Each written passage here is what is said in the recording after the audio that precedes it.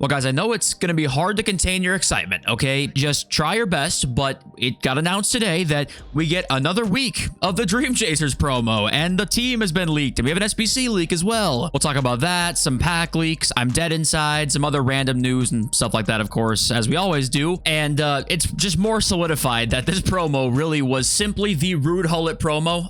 Today's content, we'll talk about that in just a second here, but if you guys would like to buy coins, you can go to mmoxp.com. There will be a link in the description down below. They are the cheapest and the safest option. You can use my code JFC at checkout for an 8% discount. Thank you guys for watching and showing love, of course. But yeah, let's talk about, we got Correa and then Casper Hogue today. So sorry to you Danish folks out there, but it was actually, people were super hyped up about this because it was like, oh my God, a 90 rated card that's cheaper than all the other 90s in the market because it's only, what, an 8th rated squad with the team of the week. The response on Twitter today was like, oh my God, let's go. More Hullet grind players. It's like, that's really what content has been all week. It's been just centered around the 5.5 million coin SBC. And yeah, the Scampaign, I cannot believe how bad these campaign picks are. I know we're starting off here on just a negative foot, but this campaign pick, I mean, who's behind this one? I'm befuddled, bamboozled by how this pick is still the exact same in terms of the promo teams. Like, we're so far removed from honorable mentions now, and that's the closest one. It's really just, it's a strange decision.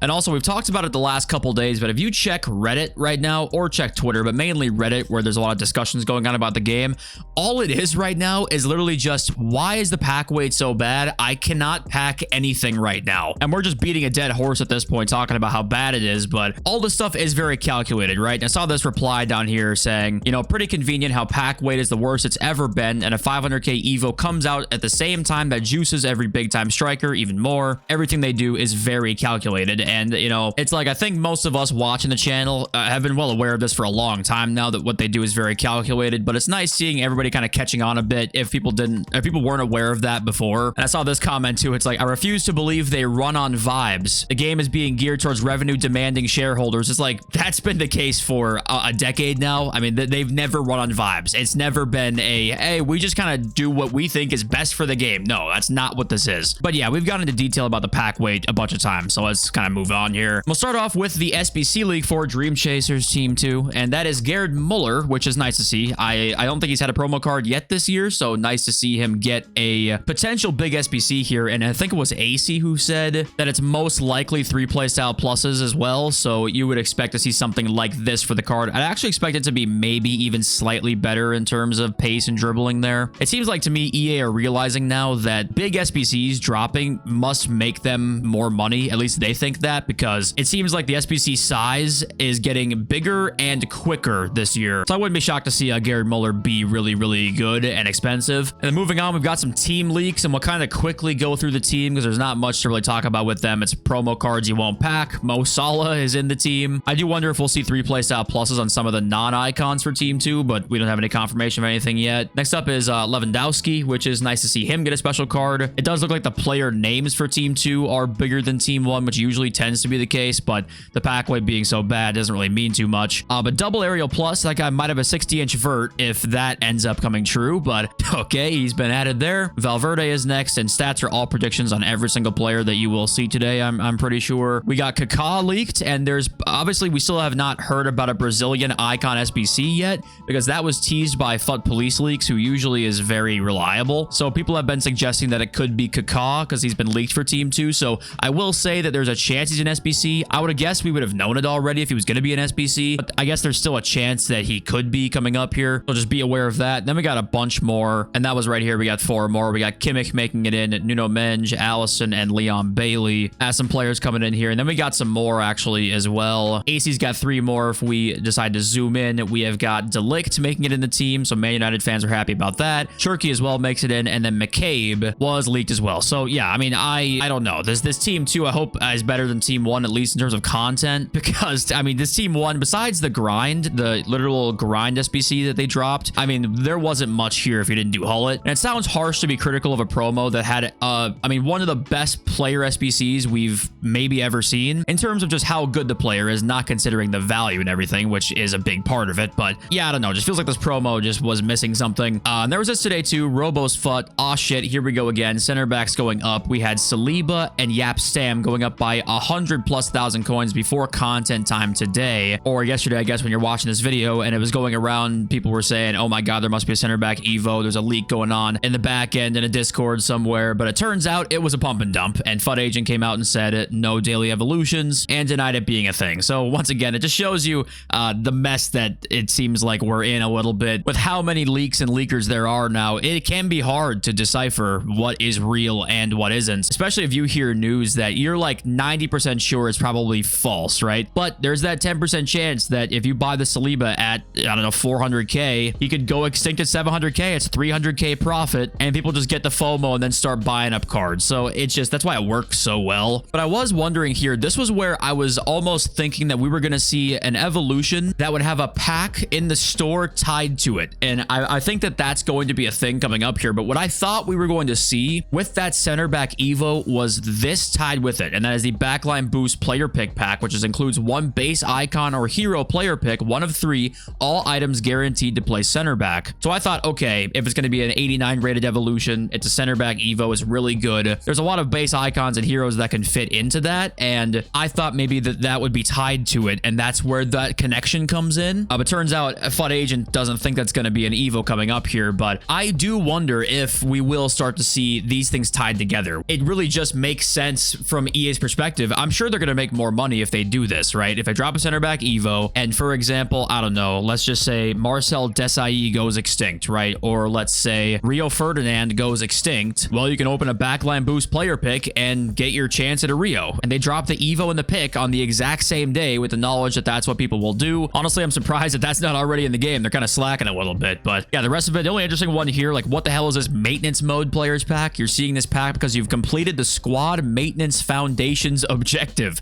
Includes 5 rare gold players, 84 or higher. Nice. Okay. So the rest of them are going to be store packs, of course. If you want to look through them, you can. But yeah, I just thought that was what we might see. And also, I believe we just passed exactly 1 month until the start of Team of the Season. The season ends on April 24th, and people are assuming, like Unique Rigger says here in the replies, it's going to probably be the 25th, and warm-up might be the 18th. And I bring this up mainly because, like, just be aware that we're getting to that point here. Your coins and other things like fodder you've maybe been pretty stingy with, like, we're getting to the point now where you can start spending some stuff, have some fun, do some gamble picks, even though the gamble picks have been pretty bad. But I'm just reminding you that it's about fun, and we're kind of getting to that point now where in 1 month you'll be thinking to yourself, like, you know, let's send everything. Coins aren't really that important anymore, so you start doing evos and stuff. And yeah, it's funny seeing this Team of the Season card here with 99 pace, 96 shot, 96 passing, 99 dribbling. It's funny because when you see this card right here, this card with these stats would genuinely be a card that you sit there and say, okay, that's better than like everything else right now. But it would kind of need some stats like that. Honestly, it would, with replay style pluses. Imagine it had 95 pace, 95 shot, 95 dribbling, and 90 passing. You would say, damn, that's an insane card. It's going to be millions of coins, but there's evos that are like similar to that. So I say that because it really emphasizes just how crazy the power curve has gotten in the last few weeks here. And I do wonder if maybe we're seeing 2 weeks of Dream Chasers at not being that crazy or exciting because they might be trying to slow it down a bit. However, we did get that Striker Evo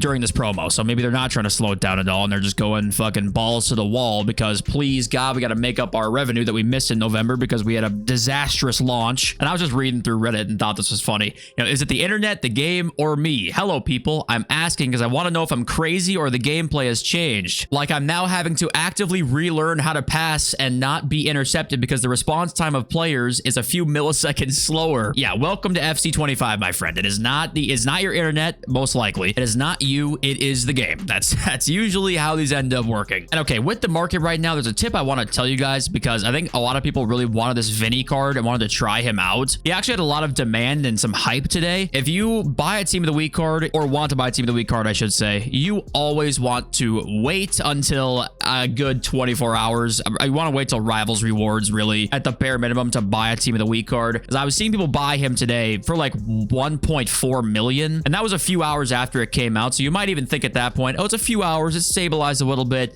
No, you'd have lost half your coins on this card if you bought him. So Team of the Weeks, people aren't used to buying them. They don't know how the trends work because they've been so useless for so long. But yeah, you can also see here Werner and Gomez got their upgrades if you want to check those cards out. But for the market, I once again don't have much to say other than then you're probably going to see attackers continually drop constantly the rest of this year because we'll see crazy evos all the time. A lot of them are paid. Coins will dry up.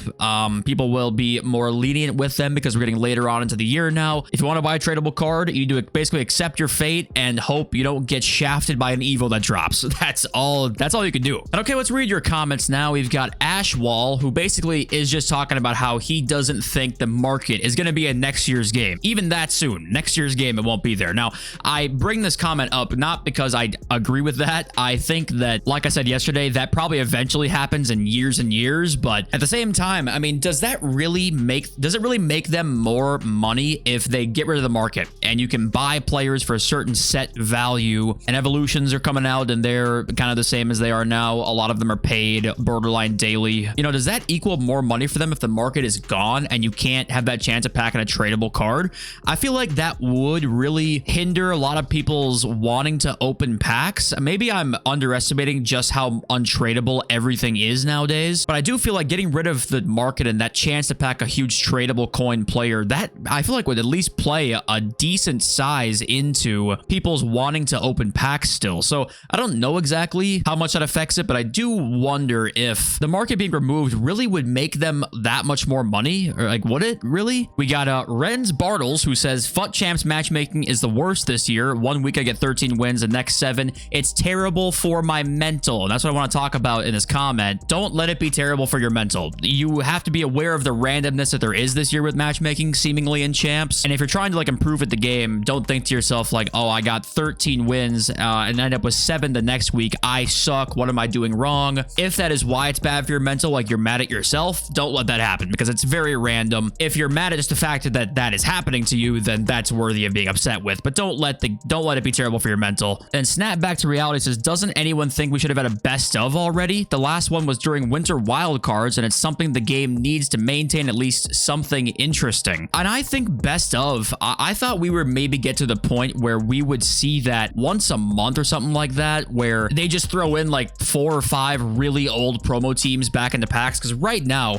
I mean, what is the point in not releasing 15 numero FUT cards back into packs? It helps with evolutions because then cards will be less likely to be extinct. There'll be more supply of them. You'd assume it would make people want to open more store packs in case maybe they were after a card that is in packs that is extinct because of an evolution or something like that. You just have higher chances of a little higher rated cards, but that is why I think we don't see it. It's just simply because EA are too scared to give us too many fodder cards or too many 10k discards as well, because I think that plays a part in it. Like all these special cards that you might get in packs, there's 150 special cards in packs and they're pretty much all discard. That's a lot of 10k coin discards that you might be getting. So I think that's the reason why, but I don't get that myself. I think that is a dumb idea. I think they could make way more money doing that, and it'd help the free-to-play player as well. I mean, it would help, honestly, almost everybody, including EA. So I think they're just too scared. It's one of those things where they're just like, okay, we like how it is now. Let's not change that. But it's been, I mean, that's December was winter wildcards. And we're probably, 3 and some months since the last best of. You drop a promo every single week. Why would there not be more best ofs in packs at least once a month to me, if not permanently? Why not just have like 150 promo cards in packs pretty much constantly? Because we're at that point already. We're already oversaturated with everything. It's like, why not fucking go crazy with it? We're already there. And if there's a reason maybe that you know of or you're thinking of right now that would be why we don't see this, then let me know. But yeah, I think it's not very smart, honestly. But okay, thanks for joining and being here today. I appreciate you all so much. I love you all. See you in this video. Peace.